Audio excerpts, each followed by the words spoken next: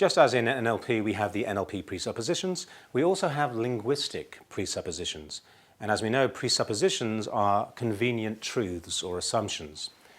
So if we think about the Miltonian use of language, hypnotic language, then we can use suggestion to help bring about change. So the linguistic presuppositions become very important.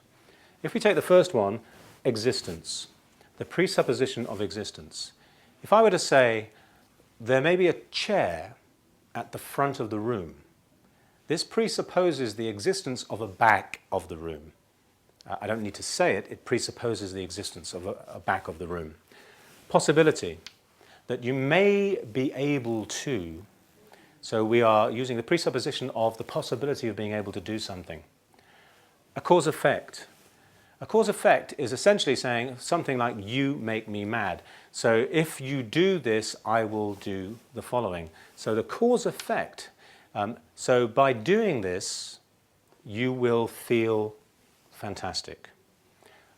It implies a cause-effect, and linguistically this is very useful in terms of hypnotic patterning. Complex equivalence. A complex equivalence is where two things are made synonymous that don't naturally belong together.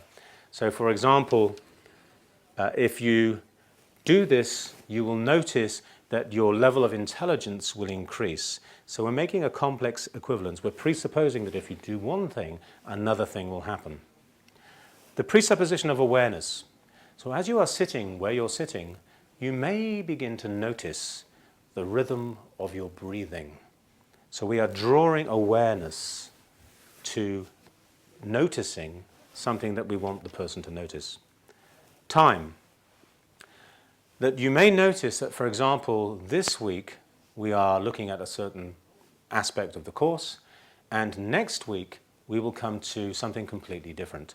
So we are aware of the presupposition of the sense of time.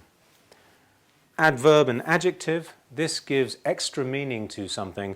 So for example, I find it extremely difficult. The extremely presupposes many, many things in terms of the relationship between the word difficult and my perception of it. If I were just to say difficult, it's a very different thing to saying extremely. And there are all kinds of presuppositions in the word extremely. So the adjective really changes the meaning of the word, in this case difficulty, presupposition. Exclusive or. So you can go to the cinema or you can go to the restaurant. So there is a presupposition that it's one or the other, as opposed to an inclusive or. So an inclusive or would be, for example, we can go to dinner first and then to the cinema, or we can go to the cinema and then go to dinner. So in this case, there is an inclusive or. The presupposition is, of course, we can do both. And finally, ordinal. So the first thing we're going to do is take a look at chapter 1. Now, linguistically, this presupposes that there's going to be something else that we're going to do, i.e. the second thing we're going to do. So linguistic presuppositions are extremely useful in terms of suggestion, and very useful for the Milton language patterns, for example, and implanting suggestion, leading our clients, influencing our clients.